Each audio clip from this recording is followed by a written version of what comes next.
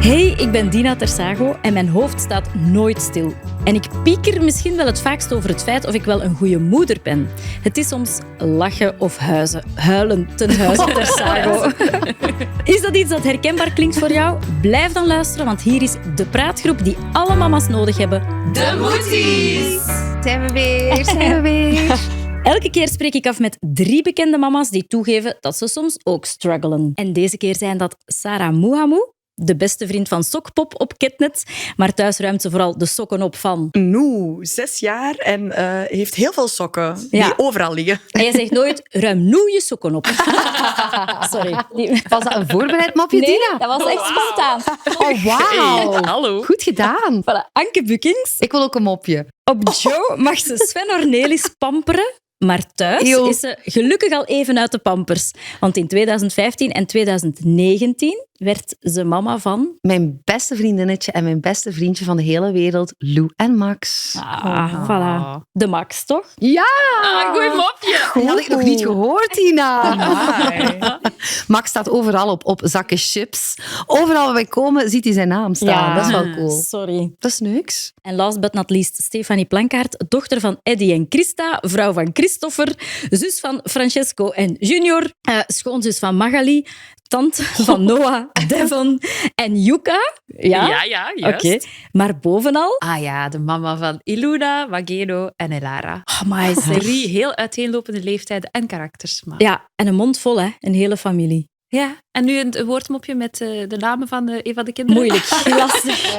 Of noem soms ze gewoon eens allemaal op. Zonder te kijken. Gaat Schermpje. Dat is moeilijk, hè. Oh, nee, dat is moeilijk. We beginnen eraan. Welkom bij De Moeties, waar niks moet, maar alles mag gezegd worden. Oké. Stefanie, jij wilt het over op reis gaan hebben. Ja, voor ons is dat natuurlijk iets wat heel vaak terugkomt. Niet alleen op reis gaan, ook op vakantie gaan, uiteraard, maar ook gewoon valiezen klaarmaken, het huis klaarmaken om lange tijd weg te zijn, terug inpakken, met de kinderen omgaan, want wij hebben natuurlijk een Het renovatieproject in Frankrijk, waardoor wij heel vaak van huis zijn. Dan wil je ook nog wel eens graag op vakantie gaan met de kinderen.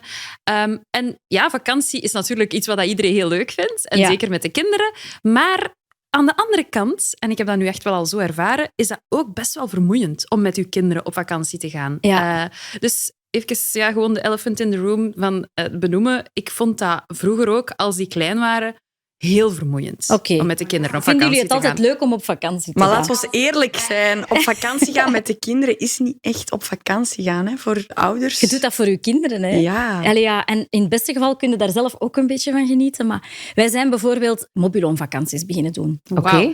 Ze vinden dat heel leuk, een rijdend huisje, maar dat betekent bedden opmaken, de kasten vullen met eten, want ze willen dan een koek en ze willen dit. En ik sta dan omeletten te bakken in de mobiloom. Dus Maar dat moet het toch echt al prachtig weer zijn, hè, Dina? Want je moet toch zoveel mogelijk buiten zijn? ja, ik heb het ook eens gedaan in een herfstvakantie, als het slecht weer was. En dan stond ik echt op de camping de was te doen, omdat alles kletsnat was. En dan wassen en dan ophangen in de Zie, mobiloom. dat is toch geen vakantie? Je bent eigenlijk huisje aan het spelen met je kinderen in een veel kleinere, veel minder comfortabele ruimte dan thuis. veel. Maar gewoon omdat je op vakantie bent. Joepie! Ja, dat is waar. Maar zij vinden dat dus de max. Ja. Ja.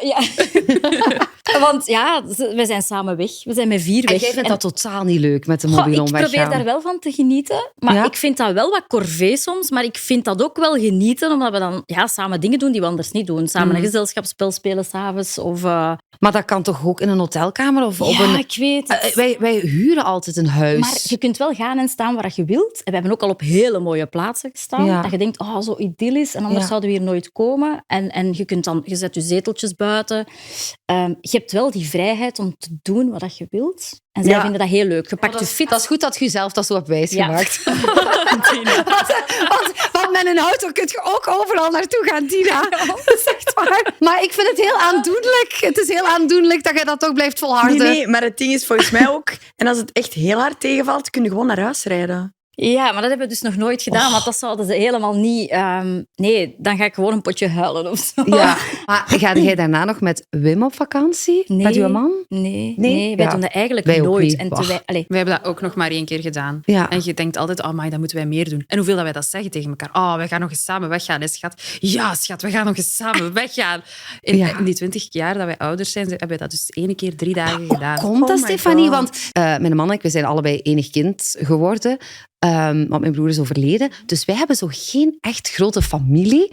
Ook heel moeilijk met ouders en schoonouders, omdat die al wat ouder zijn. Maar ik zou denken, in uw geval, met al die broers en zussen, dat dat gemakkelijk is om zo misschien te zeggen van hey, let eens een paar dagen op die van ons. Dan kunnen wij op vakantie gaan. Of werkt dat zo niet bij jullie dan? Jawel. Het ergste is dat die dat ook met heel veel plezier en Willen liefde doen. zouden doen. Ja, we zijn ook eens weggegaan, omdat er een goede vriendin van mij getrouwd is in het buitenland. En dan zijn wij wel eens weggegaan. Ja. En dan hebben mijn ouders ook met plezier opgepast. En die hadden daar zo'n leuke tijd samen. Maar het probleem zit dan meer bij mij. Ik vind dat moeilijk om dat los te laten. Om die achter te laten, ook al zijn die al zo oud. Allee, gewoon, de kleinste is er dan nog. En mijn man zegt dan ook wel tegen mij, maar allee, kom aan, dat is nu toch echt niet erg. En we genieten daar toch keihard van samen. Ja. Maar ja, dat zit bij mij. Ja, maar op vakantie gaan samen met de kinderen vind ik wel zo een ideale gelegenheid om zo wat bij te schroeven ook. Dat is echt een van de dingen.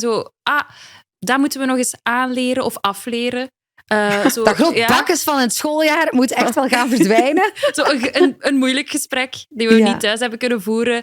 en dat doe je op vakantie. Ja, er zijn wel dingen die wij zo kunnen aanraken op vakantie, omdat je dan intens samen bent. En je zit zo in een goede mood constant. Ja. Ontvankelijker daardoor ik denk ook het zo, wel. ja. En je zit op verplaatsing. Dus ja, je kunt niemand kan in zijn kamer verdwijnen. Je zit echt samen. Ja. Dus dat intens samen zijn is wel een heel mooie gelegenheid, denk ik, om dan zo dat te connecten. Zo. Maar het op vakantie zijn is leuk, maar het pakken en zo, want dat is ook uw vraag. Vind je het leuk om samen weg te zijn? Er kruipt wel veel voorbereiding in. Hè? Ja, verschrikkelijk. Maar het ding is, bij mij is vakantie... Ik sta even heel positief in het leven wat vakanties betreft. Omdat ik echt de gave heb om vreselijke dingen te vergeten. Want ik vond het heel erg Die om gaaf ook. Ja, maar met kleine kinderen... Ik weet nog, toen mijn Maxke 2 of 3 jaar was, hadden we een all-in vakantie geboekt naar Mallorca. Het kinderparadijs, met alles erop en eraan. Het was echt, kinderanimatie, allemaal kinderzwembaden, noem het op. Ook zo'n swim-up aan onze kamer. Wow. En dat zwembad, we dachten, alle remmen los voor Dat deze zwembad vakantie. tot aan uw kamer komt. Ja, Amai, amai. dat is all in, hè? Ja. Maar mijn Max, 2 à 3 jaar, en die heeft elke dag gezegd, wanneer gaan we naar huis? Wanneer gaan we naar huis? Bij het ontbijtbuffet, ik wil de yoghurt van thuis. Dus die wou gewoon een hele vakantie naar huis. En dat was huilen, moeilijk doen. Nu achteraf, mijn Max is zo hooggevoelig en die is gewoon het allerliefste thuis. Ja. Die moet niet op vakantie gaan. Die wil het allerliefste gewoon thuis zijn. Ja. Dus dat was niet zo'n hele leuke vakantie, maar we hebben daar heel veel uit geleerd. En vanaf dan zijn wij altijd gewoon, hebben we een huisje geboekt. Altijd. En hebben we eigenlijk ons leven van thuis op vakantie. Ja. Dus we hebben dan gewoon zo Maar in ook de met Provence... koken en alles. Wij koken thuis. We gaan misschien 1 keer op restaurant of zo, maar voor de rest is dat... Koken in het huisje. Ja, maar bij ons is koken altijd vlees met sla. Barbecue. Barbecue. Zalig. Ja, en wij nemen heel veel speelgoed mee van mijn zoon. Speelgoed dat niet in het vliegtuig kan, maar wel in een auto. Ja. Dus eigenlijk heeft mijn zoon exact hetzelfde leven thuis, maar dan op vakantie. Met als bonus dat ik mijn boekje kan lezen aan mijn zwembad. Ja. Maar boekje is ook wel een beetje overrated. Ik bedoel, ik neem altijd 3 boeken mee. En uiteindelijk lees ik dan 2 de zinnen. tijdschriften die al liggen in het huisje van 2 jaar geleden. Zo van die Linda's, van die Nederlandstalige tijdschriften die daar dan liggen. Dat ik denk, of nog zo, over corona en zo. Omdat dat gewoon heel luchtig is. Ik weet het, ik probeer ook altijd te starten aan die boeken en dan komt het 20 bladzijden. En dan, dus voor mij is vakantie nu heel leuk, omdat we het zo ingericht hebben naar dat iedereen tevreden is. Dus het gezeur dat we op vakantie hebben we thuis ook. Maar dan wel een zwembad en een lichtbedje. Ja, het is gewoon Dus- anders natuurlijk. Je moet ook Voilà. niet gaan werken en zo. Ja. Never forget Mallorca, echt waar. Maar ik vind toch, vakantie, ik verwacht er altijd veel van. Ah wel, daar moeten we mee stoppen. En als je dat kunt, dan is het toch... Ik heb 0 verwachtingen. Ja. Ik ga niet in een auto en ik weet, mijn lief en ik hebben altijd ruzie. Want ik moet altijd nog 5 keer naar binnen gaan voor we echt kunnen vertrekken. Ja. En dan zegt hij, ik wil om 5 uur 's ochtends vertrekken. Uiteindelijk is het altijd 5:20 en dan is hij al een half uur lastig. Ja. En ik weet, als we zo niet beginnen, dan is het niet echt op vakantie gaan. Dat Mallorca, die vakantie, was echt niet leuk. Want het is niet leuk als je kind elke dag gewoon naar huis wil, terwijl je denkt, dit is een vakantie voor jullie, want wij zouden dit nooit geboekt hebben, deze all-in vol kinderanimatie. En hoe komt het nu dat jij de hele tijd naar huis wilt? En we hebben onze conclusies getrokken. Ja. Dus voor mij is dat dan, oké, ik heb eruit geleerd, dat komt niet meer terug. We move on. Ja. En we move on. En uiteindelijk, we zijn ook al naar de bergen geweest in Italië, want ze houden ook van wilde dingen.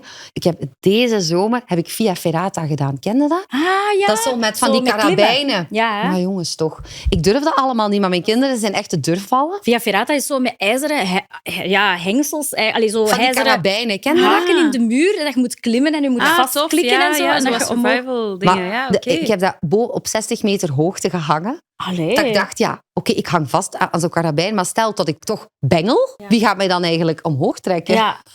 Maar dat pakken. Oh. Maar dat inpakken, inderdaad, Oh. dat is, vind ik ook altijd een stress. Oh, Daar maar zie ik zo echt. hard tegenop. Om te zorgen dat je alles... Maar ik weet niet hoe dat jullie dat doen, maar... Ik zoek zo van die online checklistjes. Zo. Maar ik denk, maar echt, als je iets niet hebt, koopt het toch daar? Ja, maar idealiter heb je wel alles mee. Hè, want dat zit wel... Ik weet niet hoe dat bij jullie is, maar voor het grootste deel zit die verantwoordelijkheid toch wel bij mij. Ja, en dan begin tuurlijk, ik ja. eigenlijk al 2 weken op voorhand zo wat te denken, ja, dat moet ik zeker meepakken. Ah ja, ik zal dat Ah, ja? misschien in een notitie zetten. Ja, ik ga dat meepakken. Oké, check. Maar dan denk je, ik zou wel heel graag hebben dat heel het huis goed opgeruimd is. Och, dat is plus, nooit. Plus, Ja. ik wil ook natuurlijk dat alle was gedaan is en dat die allemaal netjes in de kasten ligt. Ja. Want ik wil wel kunnen kiezen uit al mijn kleren. Ja. Niet uit een deel van mijn kleren. Ik wil alles gewassen hebben. Daar zitten Ja. misschien 3 broeken in de was. Hè. En ik heb er misschien 20 of zo. Hè. Dat je denkt, waarom? Ah, wel, maar mijn ja. brein zegt, nee, je moet zien dat eerst alles in orde is. Je moet zien dat voor de kinderen alles picobello in orde is. En dan pas kan je beginnen aan je vakantie. En ik weet niet waarom, maar ik steek dat zo in mijn hoofd. Dat zo moet, terwijl ik dat nooit heb hè, door het jaar. Dan denk ik, allee, kom, Ja. dat is toch niet erg dat die was niet gedaan is. Maar nee, Ik wil zo op proper vakantie lei. vertrekken en denken, oké, Ja, we zijn zo terug mee. Met Voilà. alles. Mijn huis ligt proper, alles is gewassen. Ja, dat is En ook nu leuk om kunnen zo wij- terug thuis te komen. Ja, Ja, en dan het is probeer ik dat. zo alles te resetten, precies. Zo alles de wat ik... frigo moet helemaal leeg zijn. Ja. En dan komt uw man zo, heel leuk thuis. En dan denk je, oh, maar we zijn er bijna, hè, bijna op vakantie. En dan denk je, ja. Heb jij stress of zo? Ja, ik heb stress. Ja, ik ook. Ik Ah. snauw dan... Nee, dan- bij ons is het echt Wereldoorlog 3 als ik vertrek van naar vakantie. Ik laat dat echt achter. Ontploft. Ja, natuurlijk, de frigo is dan wel half leeg. Niet helemaal. Maar wel nog 3 koffers die we uiteindelijk niet gebruikt hebben. Allemaal zo nog speelgoed en zwemspullen die we toch niet meenemen. Die step, nee, die past toch niet in de auto. Dat blijft allemaal liggen. Afwas staat er nog, onderbroeken links en rechts. Ja, en natuurlijk is dat niet heel fijn als je zo thuis komt. Maar ik krijg dat niet voor elkaar om dat allemaal op orde Maar te ik hebben. ook niet. Maar ik heb er wel stress voor en ik probeer het wel elke Ja? keer. Maar ik loop achter de feiten heen op dat moment. Hè. Maar toch krijg ik stress als wij moeten vertrekken. Elke keer denk Ja. ik, nu ga ik het eens goed doen. Dat Maar is gewoon... Het ergste is ooit dat we naar de Beekse Bergen zijn geweest en dat we de jassen van de kinderen niet bij hadden. En het was echt februari. Ah, wel, zie, ja. En dan zo, oh nee, Beekse Bergen. Kom, we stoppen in, denk ik, Breda of zo. Ja, en Zo de eerste. En dan zo, we gaan daar naar een winkel, de Zara of zo, om jassen te halen. Maar ze hadden al zo lentecollectie. Dus ja, de zomerjas, nog een trui en nog die kinderen. Mama, het is zo koud hier in de dierentuin. Die dingen gebeuren. Ja. Maar Sarah, jij moet ook goed afspreken natuurlijk wanneer je op vakantie gaat. Want je hebt co-ouderschap, dus... Ja, en dat is ook weer iets... Ik raad dat wel aan. Zalig. Ja, want wij doen altijd een vakantie met Noe erbij. Ja. En dan staat dat ook wel echt in het teken van Noe. En van het gezin met 3. En dan is hij een weekje weg. En dan doen wij nog eens vakantie met 2. En dan Ja. kunnen wij weer... Oh, heerlijk. Ja, dat is wel chill op die manier. Ja. Ik wil dat ook eens doen. En wij doen wel altijd zo van die all-ins. Ja? Vroeger vond ik dat helemaal niet leuk, maar sinds dat, vanaf dat je een gezin hebt, dat brengt wel wat rust of zo. Je hebt daar die animatie, die kidsclub. Ja. Maar gaat hij ook echt naar de kidsclub dan? Soms, maar die vindt dat heel leuk om zo met de kindjes die daar zijn, om daar zo vriendschappen mee te bouwen en zo. Ja. Die vindt dat wel heel tof. Zo'n all-in. Ja, voor de ene werkt dat, voor de andere Ja, niet. voor die van mij was dat echt... Verschrikkelijk. Ja? Zeg, en de autoritten met kleintjes, gaan jullie erbij zitten van achter? Nee. Of blijft je vooraan zitten? Oh, Stefanie, je raakt daar echt een lastig punt aan. Ik heb vorig jaar hebben wij een autovakantie gedaan. En de jongste wou van voor zitten, want hij wou co-piloot zijn en mee op de kaart kijken. En hij wou mee de weg volgen. Dus ik zeg, oké, ik ga van achter zitten, maar ik ben heel snel autoziek. Dus ik ben mottig geweest. Mottig geweest. En ik dacht echt, wat zit ik hier van achter? Maar dat zou ik niet hebben. Nee. Maar je moet, ik ben ook heel snel reisziek, maar ik pak sowieso Erkalm. Altijd. Dat heb ik toen ook wel genomen. Anders gaat het niet, hè? Nee, dus ik kwam er altijd zo'n beetje En mottig jij uit. doet dat dan heel de autorit? Ik heb dat heel lang volgehouden. Oh, wauw. Omdat je dat versiert u wel, Dina. Speekmedaille. Speekmedaille. Dat is ook echt... Wie gebruikt dat nog? Speekmedaille. Dat is zo voorbij.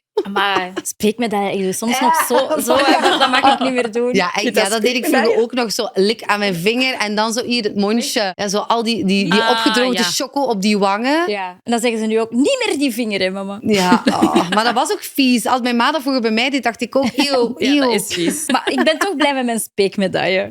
Ik noem dat Jeeske-salf. Ah, ja. Jezus zelf. Ja, Ah ja? dat is toch... Ik heb geen naam daarvoor, gewoon een beetje afkuis. De ochtendrush. Ik ben daar niet goed in. Ik ga daar nooit goed in worden. Oh. En ik vind het vreselijk. Ja. Oh, ja, bij ons is dat altijd zo een race tegen de tijd. Dingen vergeten, door mijn wekker slapen. Ah, echt? Ja, dat gebeurt wel echt. Oh. Of dan- ontdekken dat er nog huiswerk te doen was. Dat gebeurt ook heel vaak. En dat is Ja. verschrikkelijk. Oké, ik snap het. Ja, en wij ik wonen ook. maar op 5 minuten wandelen. Dus dat maakt dat zo nog Maar erger. hoe laat zet je de wekker en hoe laat moet je vertrekken? De bedoeling is om 8 uur te vertrekken. Ik zet de wekker om 7. En vaak pas een half uur later. Ja, dat we er Dat is bij echt ons uit ook wel. Ja, en dan is dat echt zo in een dan half is dat uur echt boterhammen race tegen de smeren, tijd. kleren aandoen. Boterhammenavond ervoor. Ja, maar dat heb ik nog gehoord. Maar dat is Ja. Altijd. Echt? En in de frigo zetten, Ja. hè? Ja, Dan ja, blijven maar- ze wel wat... Maar dat is kei lekker, want ik doe dat voor mezelf ook. Allee, nee, mijn man maakt alle boterhammendozen ook voor mij. Ook voor u. Allemaal. Ja. Die doet dat ook heel graag. En dan, 's ochtends neem ik die mee en dan zijn die koud. Maar dan, na 2-3 uur, is dat perfect om te eten. Kamertemperatuur. En dan is dat eigenlijk lekkerder dan dat je dat 's ochtends maakt en dan zit dat een hele dag te meuren in zo'n doos. Dat is ook waar. Nee, maar dat is echt... Ik zou dat gewoon doen, dat is al minder stress. Ja, maar Ja. ik heb daar s'avonds geen zin in. Dat snap ik. Ja. Dat Dus snap ik. s'avonds, vanaf dat Noe in zijn bed ligt, wil ik daar Ja. eigenlijk even niet mee bezig zijn. Maar dan zou je bijvoorbeeld een plateau moeten nemen en gewoon zo alle ontbijtspullen daarop en dat je dan zo een serie kijkt en terwijl die boterhammendoos Ja, vult. maar Ah, ja. zelfs dat wil ik niet. Dat is echt... Ja, maar dan blijft het een probleem, hè? Anke gaat voor alles een oplossing bieden. Maar dat is zo even, vanaf dat hij in bed ligt, denk Ja. ik, oké, nu is het Ja. even echt Ja. mijn tijd. Ja, dat is ook zo. Je wilt dat dan claimen. Je wilt, je wilt daar alles uithalen. Ja, maar ja. ik heb ook al bijgeleerd. Ik doe het ook s'avonds. Kleren klaarleggen. S'avonds. Alles Wow. s'avonds. Dat doe ik wel. Ja. Ja. Maar het is, ja, je moet dan ook zo vaak tegen je kind zeggen. En, want voor hun is dat ook hun ochtend. Hè. Dat is ook traag Ja. op gang komen. En dat is heel vaak, doe je kleren aan de eerste keer. Ik Niet aan vind het de luisteren. ochtend de hel. Ja. De hel. Ja, Wij staan ook laat op. Wij zijn allemaal avondmensen, Ja. geen ochtendmensen. Ik moet die in gang trekken. Ja. Ik moet niet alleen mezelf klaarmaken. Ik moet die alle twee echt heel de tijd zeggen, kom aan. Kleren aan, voortdoen. Die staan te dromen, die treuzelen. Dat gaat niet vooruit. Dus ik denk, ik moet mijn wekker vroeger zetten. Maar ik raak niet uit mijn bed. Dus ik moet 10 keer zeggen, kom aan, ga aan tafel zitten. Pak een boterham, begin te eten. Ik pak dan die fruitjes. Soms doen ze dat al eens zelf, maar dat is als we een hele goede ochtend hebben. Maar dan moet ik mij nog afjagen. Ik sta in schuim en zweet van voordat ik moet gaan werken. Ik ben echt op Ik heb de beste oplossing, Ja. lieve schatten. weg. Doe een ochtendshow op de radio. Zalig. Ik doe dat al 10 jaar. En mijn kinderen zijn 10 en 6. Dus ik heb de Strategisch. ochtendrush nog nooit meegemaakt. Ik zit hier te pretenderen dat ik tips heb, maar het zijn gewoon de dingen die mijn man doet. Hè. Maar ik leg al wel de kleren klaar. Maar de boterhammendozen, mijn man doet dat al 10 jaar. Die doet dat top. Ja. Die klaagt daar ook niet over. Die zegt, ik heb dat perfect gemanaged. En ik moet eerlijk zeggen, als ik het dan eens moet doen in de zomervakantie, zijnde gewoon zien dat de kinderen op tijd op hun kampje geraken. Ja. is dat ook zweten. Oké. Of dan ben ik vertrokken en die rugzak ligt nog binnen. Amai. Dan zeg ik tegen Noe, Ja. het is 8:00, we gaan vertrekken. Ja. Ik heb buikpijn, ik moet kaka doen. Ah, ja, ja. vaak. Hè. Ja, dat Maar is het toch echt... stress of is het... Ik weet het niet goed. Dat is gewoon altijd zo op dat moment. Misschien Ja. dat hij wel de stress voelt van mij. Dat kan ook wel. Ja. Dat hij zoiets heeft van... Mama is heel de ochtend zo... Oh, ik voel dat in mijn buik nu. Maar dat is altijd zo'n strijd. En dan kom je terug thuis. En dan is je huis ontploft. Ja, dat is bij ons Ja. ook wel. Ja. En als je zo dan moet doorrijden direct, je Ja. zet ze af en je rijdt dan door naar je werk en je komt pas 's avonds terug. Voilà. En gans dat ontbijttafereel staat daar nog. Ja. Dat is echt balen. Dat is Ja, echt om te dat rotten. is echt balen. Ja, ik vind dat Ja. verschrikkelijk, die Maar- ochtenden. Ik heb ook vriendinnen die zeggen, ik sta veel vroeger op, dan kan ik een badje pakken. Dan ben ik Huh? op mijn gemak voordat de kinderen wakker worden. Maar ik Ja. kan dat dus niet. Ik kan Wij dat zijn echt niet. duidelijk allemaal geen ochtendmensen. Ik kan dat ook niet. Ik slaap tot de limiet. Snap ik. Jij slaapt ook Ja. zo lang mogelijk. Zo Ja. lang als ik kan, inderdaad. Ja, Maar ik denk altijd dat ik de enige ben. Ik komen denk mijn altijd, alle kinderen. moeders die zijn up and running en die zijn helemaal Nee, ja, huppakee. ik ook niet. ehm, Nee, ik kan dat ook niet. Soms, ik heb voorgehad vroeger zelfs vaak dat mijn kinderen zoiets... Mama, het is wel tijd om te vertrekken. Hè. Wij moeten bijna gaan. Je moet toch opstaan?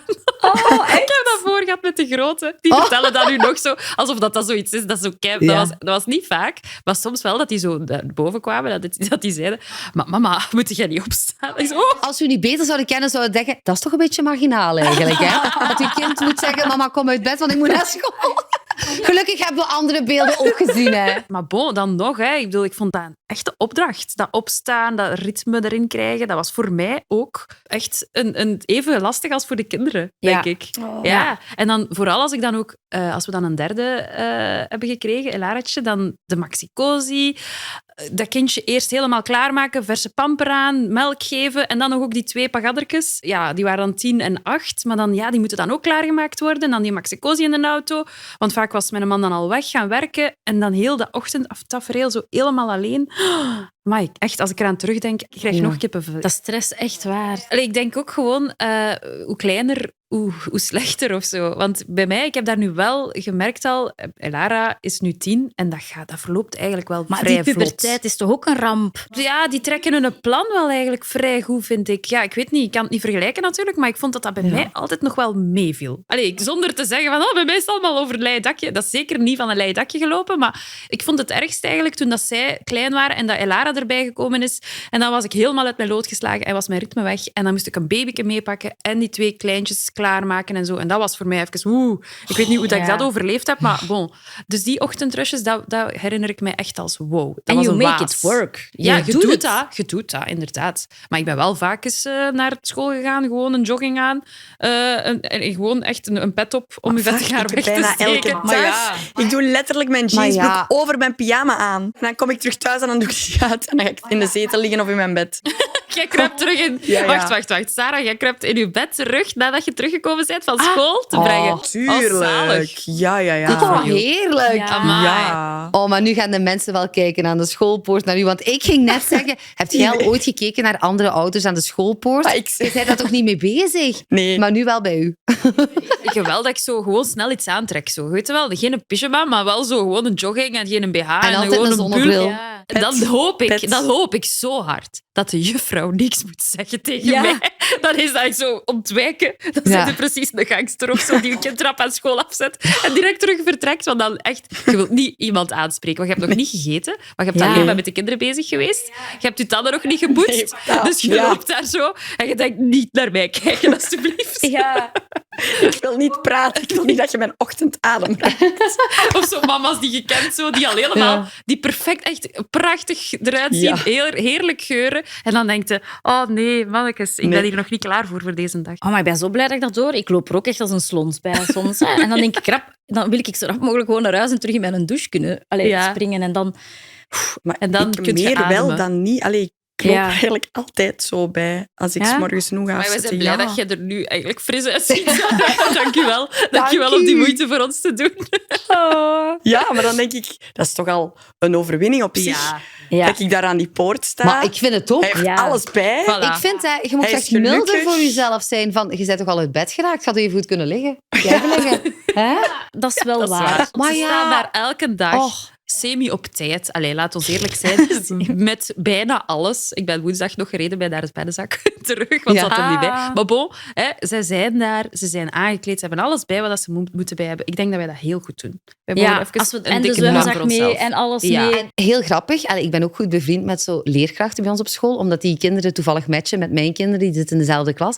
En dan weet ik bijvoorbeeld dat de turnjuf ook niet in orde is met meegeven van dingen. Ah, ja. Dus leerkrachten zelf zijn ook vaak niet in orde. Ja. Dus dat zijn ook gewone mensen. Dat lijkt niet Exact. zo, maar nee, maar dat Ja, is wel. echt. Maar die zijn meestal wel fatsoenlijk aangekleed als ze op school Ja, staan. dat is van moeten. Wow.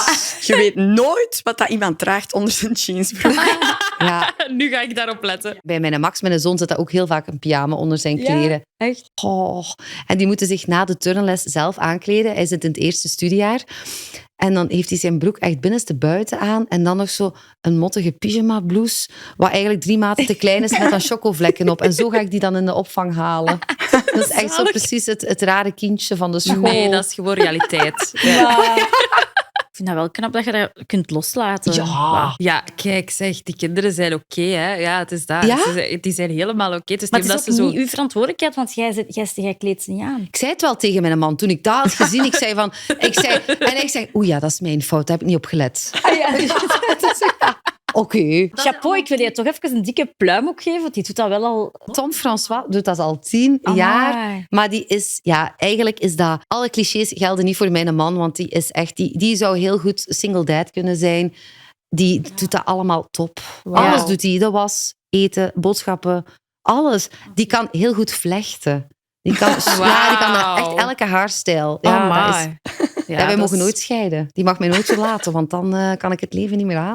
En dan kan Sven... Dan kun je een ochtendshow op hun buik schrijven. Oh nee, daar heb ik al over nagedacht. Dan ga ik bij mijn mama wonen. Ja.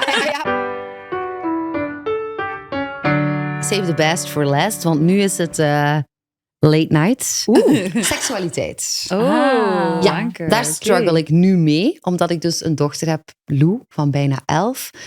Die puberteit begint vroeg. Meisjes van 11, van nu, zijn niet de meisjes van 11 die wij ooit waren. Ja? Die weten heel veel, die komen met jargon thuis. Zoals daar sneuken. Ja. En dan is dat van, wat is dat nu precies, mama? Want iemand van de klas begon daarover. Kan je dat even uitleggen? Mhm. Maar zo random, terwijl ik... Staat te strijken. Ja, dat doe ik niet, want dat doet mama. Maar zo, terwijl ik bijvoorbeeld de boterhammendozen aan het uitkappen ben, de kruimeltjes aan het afwassen ben en zo. Ja. En tegelijkertijd 4 uurtjes aan het prepareren ben voor de kinderen. Maar zo... ineens komen er heel veel vragen op mij af, waar ik zo nog niet klaar voor ben eigenlijk. Ja. Ik heb dat ook heel lang uitgesteld, seksualiteit. Allee, als er zo vroeger vragen kwamen van... Oké, de dokter haalt de baby uit jou, maar hoe komt die baby daarin, mama? Dan zeiden wij altijd... Oh, dat gaan we later bespreken. Oké. Ik heb dat heel snel gezegd. Ik heb dat gewoon verteld. Want jij zei zo toch super vlot. Ik zou denken dat je daar dan wel een uitleg aan geeft. Ik denk dan de waarheid. Wat heb je dan gezegd? Dat dat papa een zaadje maakt en dat mama een eitje maakt en dat dan het zaadje bij het eitje komt. Maar zeg je dan ook piemel en spleet? Ja, en dan vragen zij natuurlijk, hoe komt dat zaadje bij het eitje? En dan zeg ik, het zaadje komt uit de piemel en dat gaat dan via mijn spleetje naar het eitje en dan zwemt dat naar het eitje. En dan zeggen die, hoe gaat dat dan? Ik zeg, dat als wij knuffelen, dan gebeurt dat soms.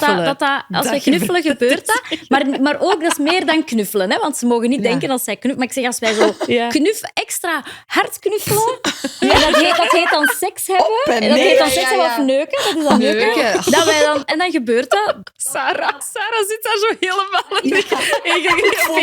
Helemaal... Mama, stop.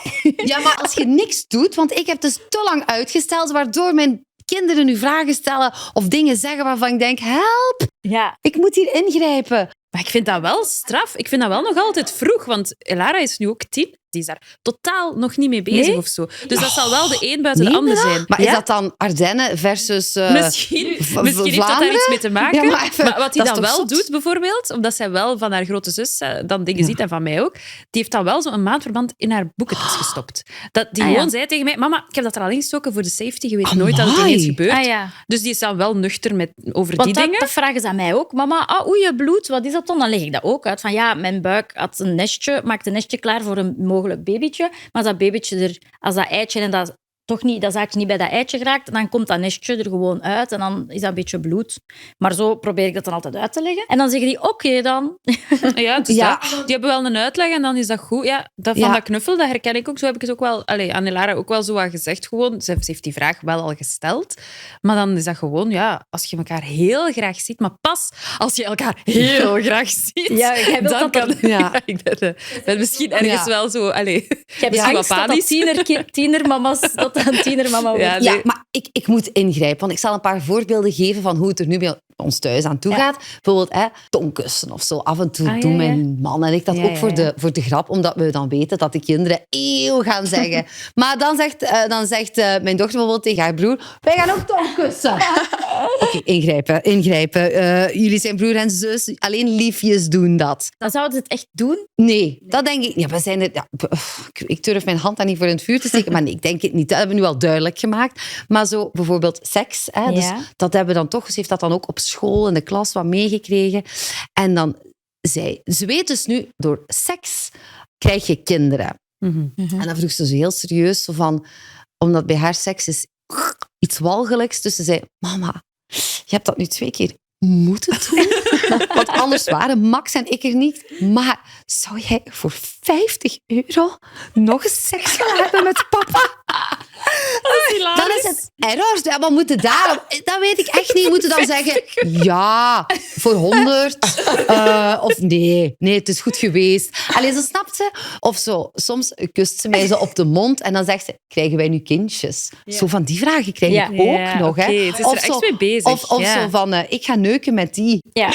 Wauw. Ja, maar gewoon omdat ze dan een woord hebben gehoord en dan denken ze... het is we gaan wat conversaties hebben. Dus we zitten op dit moment in de fase van... Ze hoort dingen, maar ik heb het nog niet uitgelegd hoe dat het zit. Okay. En ook zo... Want nu is er zo'n filmpje online... Ook over zo dat consent geven. Hè? En zo, dat ze zo nee durven zeggen. Ja. En zo, er loopt nu zo een liedje op van These Are My Private Parts. Dat ken ik niet, nu. Dat is zoals hoofd, schouders, knie en teen. En dan doen ze These are my private parts. En dan gaat het naar de geslachtsdelen en de borsten. Dan doen ze zo net zoals schouders, knie en teen. En om te leren wat dat u... Ja, these are my private parts. En dan boobies. En dan naar geslachtsdelen. En dan no one else should touch them. Oké. Ja, maar dan leg ik dus ook wel uit dat als ze zo, dat iets is voor grote mensen. Vrijen of seks hebben. Dat iets is voor grote mensen. En dat zij ook niet zich zomaar moeten laten aanraken of ook niet iemand anders moeten aanraken op een plaats die privé is. Dat leggen we dan wel uit. Want bij mij, die nijpen ook nog eens graag in mijn borsten. Maar ja, er zit daar nog melk in. Mag ik nog eens melkje drinken? Zalig. Ja. Wow. Amai. Echt waar? Bij mij mag je dat doen. Ik zeg, want ze vinden dat leuk om te ontdekken. Ik zeg, bij mij mag je dat doen, maar je mag dat niet zomaar bij iedereen doen. Hè? Dat is niet oké. En mijn zoon is 6, die doet niks liever dan met zijn piemel swaffelen tegen alles en nog wat. Die zijn daar ook super fier op, hè? Ja, en dan zit hij daar woe. En ook zo bij zijn zus, dan denk ik, ik moet hier echt... Maar dat is voor hem niet geconnoteerd. Maar tuurlijk is dat niet geconnoteerd. Maar dat is wel schoon. Ik denk dat net een superkracht is dat er geen schroom is. Ja. En ik denk ook wel, bij mij beperkt ik kennis, denk ik ook wel dat een opening kan zijn om daar net een heel open gesprek over te hebben. Dat die daar ook wel klaar voor zijn, Anke. Ik denk dat je kunt laten gaan. Ik ga het nu sowieso doen. Hè. Eigenlijk liever gisteren dan vandaag. Maar het ding is, ik moet nog een goed boekje hebben of zo. Hebben jullie geen tips van... De Dr. Bea Show. Dat is met Eva van der Gucht zeker, ja. Hè? En is dat zo goed? Ja, dat ligt wel... Ik heb er een paar afleveringen van gezien, maar dat ligt alles wel op kindermaat uit. Ik ga Dr. Bea introduceren mijn thuis. Ouders, die hebben echt proactief, zijn die zelf met boeken afgekomen in de lagere school al. Ik zeg, Dina, daar moet eens in kijken. Dat waren zo boeken met tekeningen in en dat heet Waar kom ik vandaan? Heel goed boek. En daar is een vervolg op. Wat gebeurt er nu weer met mij voor de puberteit? Ja, hele goede boeken. Dat heb ik ook mee. Waar kom ik vandaan? En dat is echt met zo'n zaadcelletje, met een trouwkostuum aan en een eicelletje met zo als bruid. En dan wordt dat uitgelegd hoe dat een kindje verwekt wordt. Mijn mama die zei ook tegen mij, Dina, ontdek je eigen lichaam maar. Hè. Voel maar een keer. Hè. Nee. Betast jezelf maar. Of ga eens voor de spiegel zitten en kijk maar eens hoe dat je eruit ziet van onder. En als je vragen hebt... Ja, mijn mama we waren heel open daarover. Maar dat maakt ook dat jij dat nu heel gemakkelijk vindt om daar tegen je kinderen over te praten. Want bij ons werd daar niet over gesproken. Nee, bij ons Dus als ik nog maar denk aan dat ik dat nu moet uitleggen... ik krijg al... Is het echt? Is het Ja. waar? Ah ja, oké. Ik denk ook hoe normaler dat je erover Ja, doet. dat denk ik ook wel. Gewoon maak er zelf geen big deal Ja. van. Dan gaan zij dat ook niet zo ervaren, denk ik. En gaan ze dat ook niet zo raar of traumatisch waar. of zo gaan bekijken. Want wij zijn notoire naaktlopers thuis. Voilà. Ah, ja. Heerlijk. Maar ook bij En uw mijn ouders? Nee, ik heb bijvoorbeeld nooit het geslachtsdeel van mijn papa ik wel. gezien. Nooit. Ah, wij ook. Dat was al iedereen ik in ook zijn niet. blote in de Niemand badkamer. deed dat. En als mama dat dan ineens deed, terwijl ik al zo 14 was, mama! Ah ja. Terwijl nu, ja, ik heb dat ook van kleins af aan lekker allemaal bloot. Ja. En die vinden dat allemaal heel normaal. Dus wat je van kleins af aan introduceert, dat is allemaal zo oké.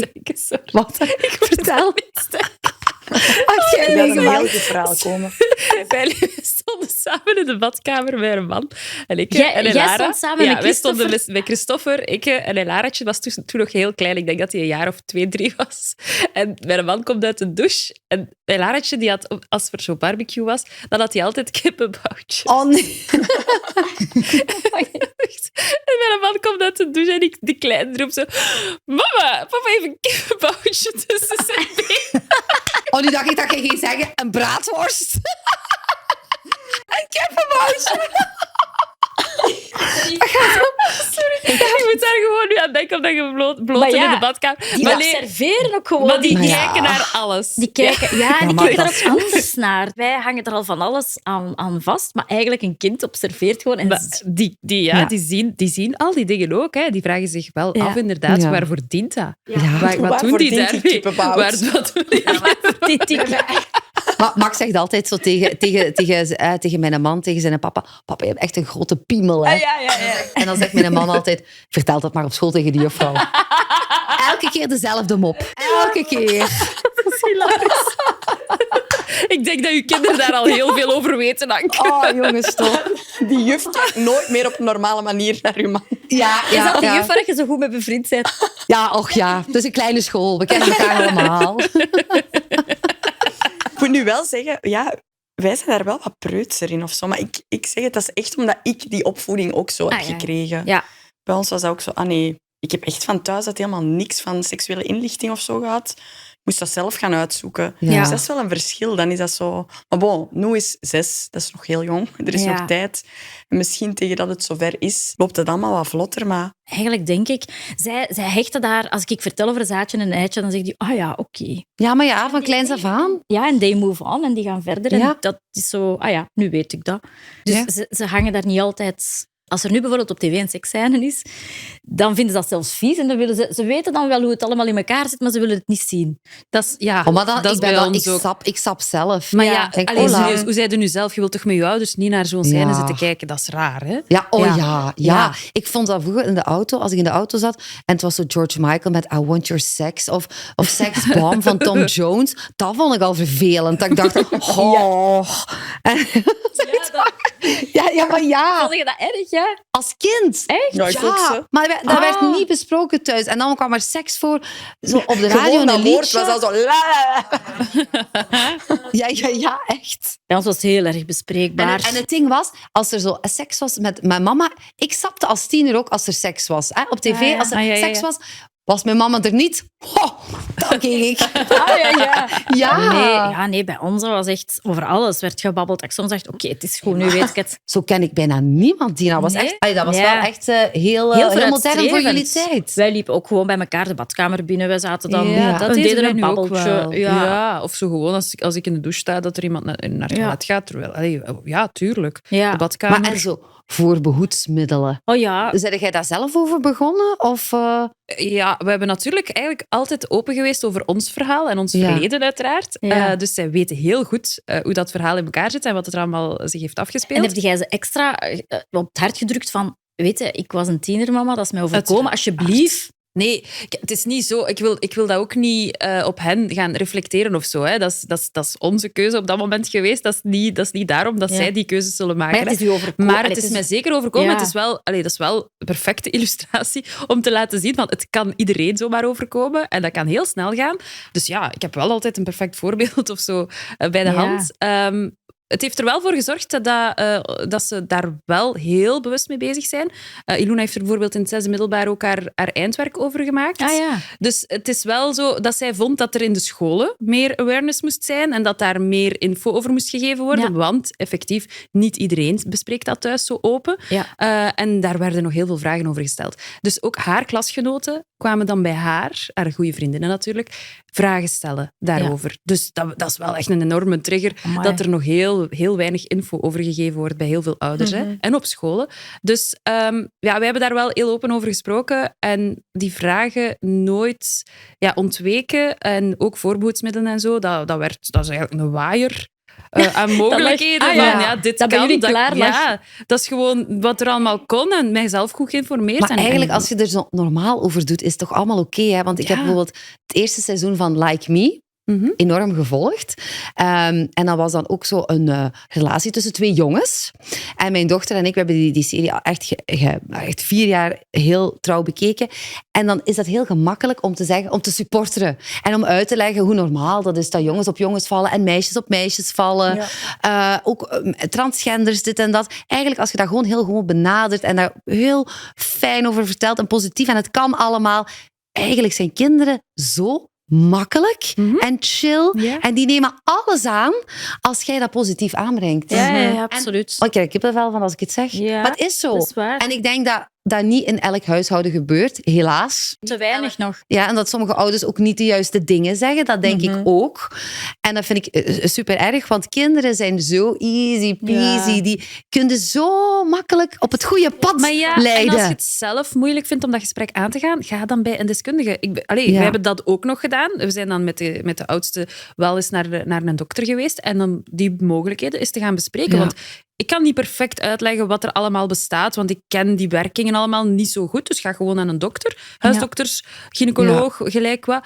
Die kunnen dat heel goed uitleggen op een heel pedagogisch verantwoorde manier. En er zijn genoeg mensen die daar kunnen bij helpen. Maar er zou in scholen nog veel meer kunnen. Ja, want ze moeten het eigenlijk al krijgen vanaf het 5e leerjaar. Ja. En dat is zo met mondjesmaat. Maar eigenlijk zou dat inderdaad nog ook in het middelbaar... Of van in de kleuterklas al, hè? Ja. Heel veel aandacht. Zo spelenderwijs. Zaadje. Maar hoeveel is dat bij ons niet gebeurd dat de kinderen thuis kwamen van de kleuterklas en dat ze zeiden, die heeft weer zijn broek uitgedaan en die ging naar iedereen zo met zijn blote poep tegen iedereen gaan staan. En dan maar die hebben ook nog een seksuele... Kleuters maken ook nog fases door. Hè? Ontdekken van hun lichaam en zo. Maar hoe zit het met jullie eigen seksleven nu? Nu dat er kinderen zijn. Dat is wel een heel directe vraag. Ja, sorry, ik wou niet zo direct zijn, maar ik wil wel zeggen nu dat er kinderen zijn. Hè, want die vragen dat dan ook. En doen jullie dat dan nog? En wanneer? En zijn wij dan thuis? Zo alles wat dat ze niet goed weten, is zo wat exotisch en zijn ze heel curieus naar. Ja, ik denk ook gewoon, als je elkaar heel graag ziet, dan is dat normaal. En dan zijn we daar ook eerlijk over. Wat Lara zo wel kan hebben nu, is als we dan een beetje kussen of knuffelen of zo. Zijn jullie weer bezig? Ja. Kussen. Ik wil ook kusjes hoor. Dan komt hij er zo bij, want ze vindt dat wel wat ongemakkelijk. Je voelt dat. Dus maar in het begin, maar dat is toch met kinderen niet altijd evident. Noe bijvoorbeeld, die heeft nu zo'n leeftijd. Die wordt 's morgens wakker in het weekend bijvoorbeeld. En dan komt hij zo even naar ons in de kamer en dan vraagt hij, mag ik al een beetje tv kijken? En dan denken wij... Het is het moment. Samsung-seks. Ja, Noeke, doe maar. Zo van, schermtijd. Iemand mag op de tablet, iemand mag op de televisie. Snack erbij, want anders is het na 5 minuten. Ja. Mama, mogen wij iets hebben? Dus wij voorzien alles. En dan deur open. En dan gaan wij bij elke zondag... Moeten wij een kast opruimen. Elke zondag? Elke zondag moeten wij... Ja, maar moet. Ja, wanneer anders, met die ochtendshow. En 's avonds ben ik moe en op zondag gaat het. En wij hebben al kasten opgeruimd. En ik nog geen rommel thuis. We vinden nooit iets, maar toch zijn we elke zondag aan het opruimen. Dus ik onthoud, bij u is het elke zondag kasten opruimen. Ja. We moeten Anke niet bellen op zondag. En die kinderen hebben nog nooit gevraagd, alweer? Nog nooit. Die kijken ook niet in die kasten of zo. Maar nee, 0 vragen. Zo geloven die ons. Eigenlijk is dat zielig, hè? Zo liegen en bedriegen dat wij doen. Maar misschien hebben die ons al lang door. Pas op. Die hebben dat misschien al lang door. Maar die denken, snacks en schermen. Yes. Ja, voilà. Laat ze maar vogelen boven. Jij wou dat bespreken omdat je het een moeilijk onderwerp vindt. Ja, omdat ik zoiets heb van, oei, ik ben een beetje nalatig op dit moment. Ik moet dat nu aanpakken. Ja. Maar je hebt mij geholpen, Sarah, met die Bea. Ik ga juf Bea ja. inschakelen. Ik ga dat doen. Goed plan. Dankjewel. Opgelost. Hup. Podcast klaar. En Anke, als het niet lukt, brengt je ze gewoon naar mij en dan laat ik zien van, kijk, dit kan ook gebeuren, kindje. En dan leg je alles in een keer uit. Oké. Alright. We moeten stoppen. Het heeft zo goed geholpen. Echt, hè? Er is duidelijk nog veel te bespreken, maar dat is voor de volgende keer alweer. Je kan de Moeties altijd beluisteren via je favoriete podcastkanaal of je kan ons ook bekijken op VTM Go. En voor alle Moeties die nog zitten te luisteren, bedankt om erbij te zijn. Neem ervan mee wat je er wilt van meenemen en weet, we moeten juist Niks. Voilà. Tot de volgende keer. Dag Moeties.